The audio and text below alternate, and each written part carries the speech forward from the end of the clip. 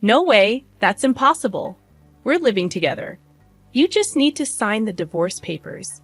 Good luck with your poor life. I stood there in a daze, holding the phone after the call was abruptly cut off.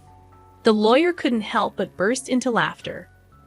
Jessica looked at the lawyer with a puzzled expression. The lawyer was wiping tears with a handkerchief. The CEO is actually Linda. My name is Linda. I've been married to my husband Mike for 2 years. We don't have children. We both work and are so busy that we often work on weekends. We hardly have time for long conversations, leading to a life of passing each other by. Therefore, we try to match our schedules and go on overseas trips during our long breaks. It's only once a year, but we both look forward to it. When we got married, we decided to buy an upper-floor condo in a Bay Area tower. It was a stretch, but we did it considering the future value of the asset. Thanks to that, we're satisfied with our current life. I have a close friend from high school, Jessica. We sometimes go out for lunch together. Jessica, being beautiful, has high standards for men. She's not married yet but has a strong desire to do so. She's always looking for well-educated, high-income men on dating apps. Especially, she won't compromise on income. One day, I was enjoying lunch with Jessica at a cafe near a park. We were together in high school and university, even in the same classes. That's why we've consulted each other about various things. As a result, we know quite a bit about each other's dating histories and types. During our student days, we shared both fun and sad times. Those are good memories. Since I married Mike 2 years ago, we've both become busy, and the time we can meet has decreased. Now we meet only a few times a year, if that. Hey, can I come visit your condo next time? Jessica suddenly asked me. Jessica had never been to my place before. Then on the weekend, Jessica came over to my place. I could sense her amazement even through the intercom at the entrance. Jessica kept saying, "This is amazing." The moment I opened the front door, Jessica looked impressed. "Wow, this place is like a mansion, and that elevator ride up was so long." I chose a spacious upper-floor condo because it was a once-in-a-lifetime purchase without compromising. It's even more spacious than a house. It's beautiful, really incredible.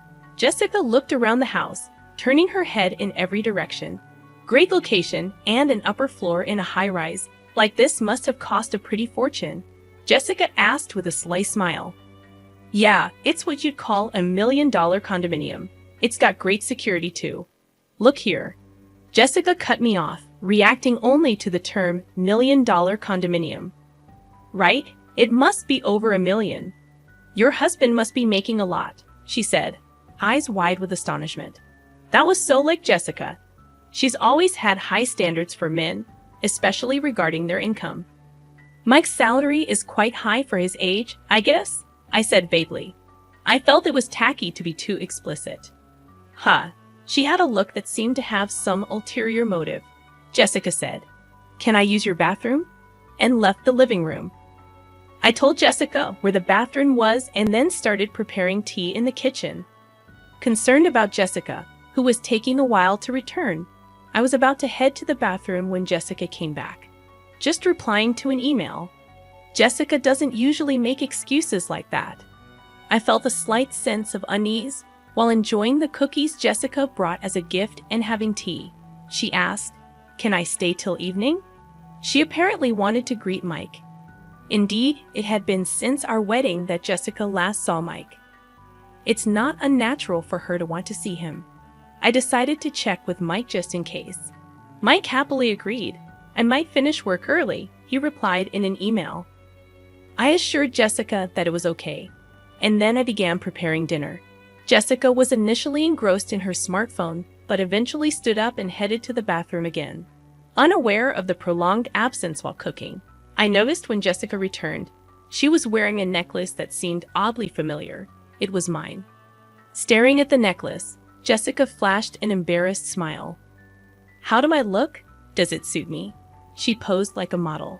Stunned, I observed as Jessica started laughing, saying, "Oh, come on. I'm just kidding. I just found it and thought it was cute. It must have been super expensive, right? A premium piece for sure." She rambled like a child trying to justify her actions, labeling it a gift for Mike. Wow, he must be really wealthy to afford something like this, Jessica sighed. However, the necklace was stored in the closet in the bedroom. Jessica must have pretended to go to the bathroom and instead went to the bedroom, peeking into the closet. That's what it seemed like. I couldn't believe her actions, but I didn't want to come off as petty, so I emphasized that it was a precious item. Taking advantage of my lack of reprimand, Jessica made an outrageous request. Can I borrow this necklace for a while? I've got a date with a doctor I met on a dating app, and I want to wear it for that, please, she pleaded, joining her hands together as if praying. Reluctantly, I decided to lend it to her, emphasizing the need for careful handling, as it was a gift for Mike. As soon as Jessica knew she could borrow it, she smiled and began caressing the necklace. Of course, I understand, she seemed to pay no mind to my words. When I finished the meal prep, I pretended to go to the bathroom to check the bedroom. Sure enough, the closet in the bedroom and the chest beside the bed weren't fully closed. Jessica must have opened every drawer and door she could find. There were fingerprints on the jewelry, watches, and precious metals. Jessica might have touched things, but probably didn't intend to borrow them. The shoes seemed to have been forced on, and the heels were misshapen. This was clearly going too far. Returning to the living room, I confronted Jessica. You touched various things in the bedroom, didn't you? The shoes were misshaped, and there were fingerprints on the watch. Rather than appearing remorseful, Jessica puffed out her cheeks a bit. Please don't do that again, she said. Jessica returned to her normal expression and apologized, saying sorry. Not wanting to dwell on this and risk straining our friendship, I decided to just lightly laugh it off. That's when Mike came home, holding a box of cake. Mike and Jessica saw each other for the first time since our wedding. It was awkward at first, but they gradually warmed up to each other, making for a lively dinner. By the time we ate the cake Mike brought, they were chatting like good friends. While I was clearing the dishes and washing up, they were laughing together. My boss is terrible, right? I envy Mike's subordinates. Mike was grinning, eyes crinkling with laughter. That's not true. I was a bit bothered by Jessica casually touching Mike. But at the time, I thought it was better than them being distant. After all, Mike wasn't the type of man Jessica usually goes out with. About a month after Jessica's visit, Mike's behavior started to change.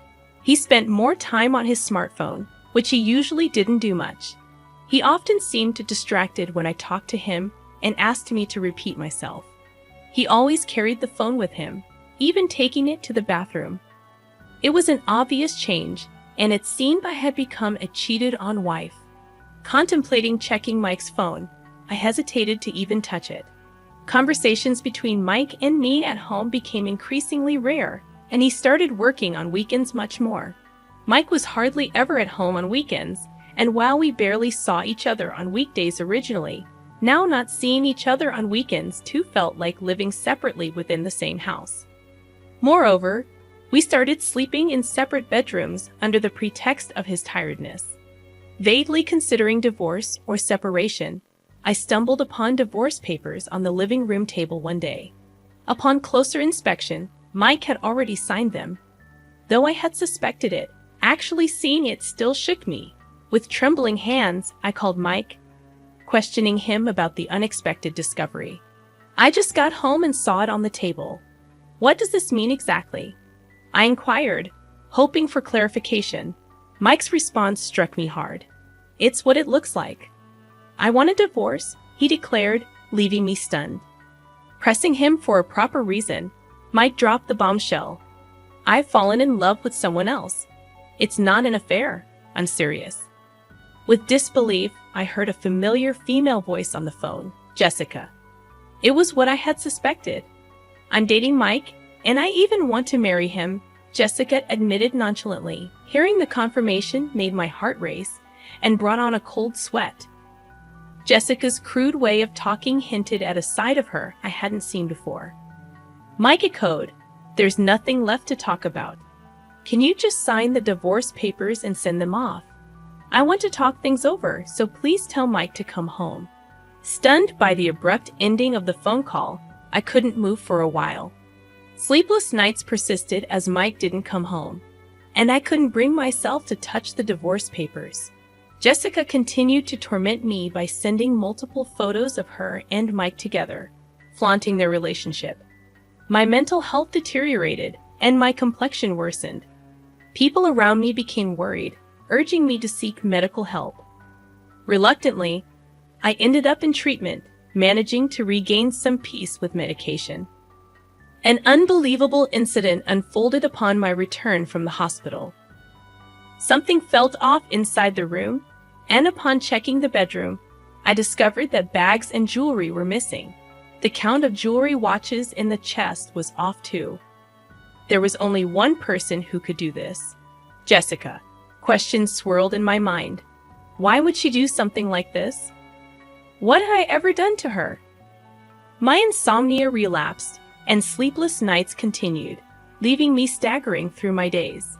During counseling at the hospital, when I mentioned the theft at home, I was strongly advised to consult a lawyer. I promptly contacted the company's lawyer and set up an appointment, stating my clear intention. I'll get a divorce. I want those two to face proper consequences. I responded immediately, surprising even myself. Just a little while ago, I was pondering what to do, and I couldn't believe how easily those words came out of my mouth. Perhaps I really wanted to punish them after being tormented so one-sidedly. It was just about getting back at them. Now, a week later, I received a message from Jessica. I had sent her a certified letter. Hey, what are you thinking, sending a certified letter to my workplace? Jessica sounded pretty angry, her voice filled with rage. You must have expected at least this much. Anyway, I'm leaving everything to my lawyer now. I hung up the phone. Jessica called several times after that, but I ignored all of them. Then Mike called. I had sent a certified letter to his parents' house. Apparently, his affair being exposed at home caused a huge uproar. I wanted to burst out laughing at his self-inflicted predicament, but managed to restrain myself. Feeling that leaving it all to the lawyer wouldn't be enough to calm my feelings, I decided to confront them both. I would denounce them thoroughly on the spot. The lawyer arranged the date and time, and we decided to have the discussion at the law office. A few days later, the two reluctantly showed up at the law office. I thought they would bring their own lawyer, but it seemed they came alone. Jessica stormed into the office, flinging the door open. Mike followed, looking uncomfortable. Finally, we meet, you coward. Jessica made no effort to hide her anger, but Mike stepped forward, trying to calm her down. Well, you've been running away all this time. Our wedding's been delayed because of you. Jessica looked like she might throw her bag at me any moment, and Mike was desperately trying to hold her back as I watched them with a pitiful feeling. The lawyer nodded at me. Please calm down. If any violence or abusive language occurs, we will immediately call the police. Understood. The mention of the police made Jessica stiffen. With the lawyer's intervention, Jessica and Mike took their seats, becoming calmer. We sat across from each other at the office table, ready to start the discussion. Mike, you're seeking a divorce, correct? Jessica was sitting hotly, while Mike slumped, looking small. We've agreed to the divorce. However, since your relationship is adultery, we will ask for alimony. Is there any significance to this? Mike's face clouded over. I'll agree to the divorce, but once the alimony is paid, don't contact us ever. I quietly nodded in agreement, and Jessica looked displeased, maybe expecting more resistance from me. When the lawyer began discussing the alimony amount, Jessica snapped. I said any amount is fine. We have plenty of money. Jessica sat arrogantly with her arms crossed. The lawyer looked at her with interest, saying, Oh yes, didn't he research? Mike is the president of a jewelry company with a yearly revenue of $2 billion. Mike looked up frantically, trying to restrain Jessica's arm. Jessica, her face flushed, continued excitedly. Alimony for an affair is nothing to us. I'll even give a proper share of the property. Mike was trying hard to calm her down. Jessica shook off his hand and continued, "You can barely make ends meet on your salary, right?" She scoffed with a laugh. The lawyer burst into uncontrollable laughter. Jessica looked at him with a puzzled expression, and the lawyer wiped tears with a handkerchief. "Actually, the president is Linda." Jessica was dumbstruck, her mouth hanging open. Mike hung his head, his body trembling slightly. "Mike is just an ordinary employee with no position at Linda's company. I am Linda's corporate lawyer." Jessica started laughing loudly. "What are you talking about? Are you really a lawyer? Can lawyers lie?" The lawyer calmly replied, "Why not ask Mike next to you if what I said is a lie?" Mike, meanwhile, just bit his lip, looking down. Growing more anxious, Jessica grabbed Mike's arms and began shaking him. "You said you were the president of a $2 billion jewelry company. That's not a lie, right?" Mike remained silent, covering his face with his hands, uttering inaudible moans. Growing more desperate, Jessica gripped his arms tighter, repeatedly asking, "Answer me. It's not a lie, right?" Finally, Mike whispered in a raspy voice, "I'm sorry." Mike's single apology plunged the room into a deep silence. Jessica's strength seemed to leave her body, and she let her hands that were gripping Mike fall limply. "You said you were the president of a company making $2 billion a year," she muttered, almost to herself. Mike's solitary apology had plunged Jessica into despair. She stood up, trembling. "It's a lie, right? There's no way you're the president." Jessica pointed at me accusingly. "Why didn't I know about this after all we've shared?" I spoke to Jessica calmly, as if guiding her. "Just because we're close friends doesn't mean I tell you everything, especially since you were so fixated on money. I had no intention of telling you," I said, looking Jessica straight in the eyes without averting my gaze. Jessica seemed to lose all her energy and slumped down. "Then that house, of course. The house is in my name, so Mike will be the one leaving." Jessica fell silent, and Mike continued to hold his head. Mike probably didn't want to come here. He knew this would happen. But if he didn't come here, things would be worse. It's hell either way for him now. Mike is left with nothing but hell waiting for him. The lawyer began to present the evidence I had gathered. First, the photos of Mike and Jessica together, the photos sent to my phone, now printed. The lawyer placed an IC recorder on the table and played the recorded conversation. "Why would you send something like this?" "I just wanted to share our happiness with you." Jessica's voice filled the room, while Mike seemed to be holding back tears. "Hey, still clinging to the past. I want a divorce quickly." "I know what you're clinging to. It's Mike's income. He's the president of a $2 billion jewelry company, right? You hid it because you thought I might take it." Jessica, perhaps embarrassed, covered her face with her hands. "Hurry up a divorce and leave that condo. It'll be mine soon. Too bad Mike didn't come back to you. I'll give you as much alimony as you want." "Poor thing, your aim was the money, not Mike." "I'm speechless at how you've been deceived, Mike." Mike and Jessica fell silent. "Do you think this is over? What else is there, Jessica? You broke into the house when Linda wasn't there and stole several items, didn't you?" I felt relieved at the lawyer's calm demeanor. Mike looked shocked, apparently unaware of this. "Hey, what's this about stealing?" Jessica bit her lower lip, her hands shaking. "No, not me. I don't know anything." The lawyer placed a tablet on the table and played a video.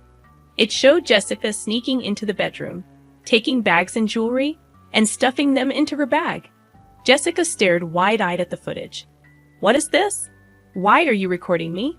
Isn't this illegal surveillance?" Mike covered his face with his hands. "We always had security cameras inside our house. Why didn't you tell me that earlier? Who would think you'd break in to steal?" I felt a headache coming on from their foolish exchange, and you used my key without permission. I wanted those things. It's your fault for not buying them for me. The two began arguing, ignoring us. The lawyer and I could only look on in disbelief. "Please save your arguments for later. Regarding this theft, we will be filing a police report," the lawyer said calmly. Jessica seemed to panic at the mention of the police. That's a bit much, isn't it? I just borrowed something from a friend. I never gave you permission to borrow anything. I spoke to her calmly. Besides, you're not a friend or anything. You were just a classmate. That's why I'm filing a police report. Jessica started to kneel and apologize. I looked down at her and said coldly, "You're going to compensate. The value of what you stole is more than your annual income." "Are you sure about that?" Jessica was speechless. "And there's also the matter of the alimony." Jessica turned to Mike, pleading in a tearful voice, "You'll pay, right? Even if you're not the president, you still earn well, right?" Mike was silent, looking down. "He can't pay it because he's about to be fired," I said. Mike looked up in surprise. "That's correct. Since leaving the house, Mike has not shown up for work. Plus, with this commotion, there have been complaints from his boss," I explained. Mike looked like he might collapse on the floor. "But there's still the property division, right?" "I'll pay with that," Jessica said desperately. "That's not possible. Linda and Mike have a prenuptial agreement regarding property." "You didn't hear anything from Mike, did you? He never told you the inconvenient truths," I replied calmly. I regarded Mike with disdain as the lawyer placed the contract on the table. The agreement explicitly stated that if the marriage lasted less than 3 years, neither party could claim the other's property. Given that they were currently in the 2nd year of marriage, Jessica attempted to grab the document as if to tear it up. "You should handle that document carefully. It's a notarized deed, and you could be held legally accountable for damaging it," I warned. At the mention of potential legal consequences, Jessica halted her attempt to destroy the document and began to half-heartedly plead with Mike. "Mike, you have savings, right? Use that to pay," she suggested. Mike, looking at Jessica with resentful eyes, retorted, "What money? You always wanted sushi, steak. There's no way I have any savings left." "It appears that way. And it seems he has debts from unsavory sources," I added. Jessica's shoulders slumped, revealing the pitiable sight of the once glamorous appearance that used to turn heads. This was the result of the seeds she had sowed herself, leaving the two looking haggard and lost, muttering about how this wasn't supposed to happen and what they would do now. Deciding to leave the rest to the lawyer, I stood up to leave, emphasizing to Jessica, "Money isn't something you steal from others. It's something you earn through effort." After that, the divorce proceeded smoothly. I sent all of Mike's belongings back to his parents, who kept apologizing to me and even sent a letter of apology. Jessica, on the other hand, faced police interrogation for illegal entry and theft, leading to her arrest after admitting guilt. Although she showed remorse and an intent to compensate, her other crimes, including stealing from men she met on a dating app, suggested she might face a prison sentence. Mike, unable to live in Jessica's apartment, moved to an old apartment on the outskirts of town. Despite looking for a job, his unexplained absences and poor attitude at his last job made it challenging to get hired. He resorted to day labor to get by, receiving regular updates on their situations from the lawyer. I threw myself into work after the divorce. Currently, I am expanding our company's jewelry line to Europe, an idea that emerged during a break I took after the divorce. During that time, I had the chance to connect with the owner of a jewelry store in France. We bonded over shared experiences of divorce, and he agreed to showcase my company's jewelry in his store. Focusing on sales in France, I considered it a well-deserved perk after all I had been through.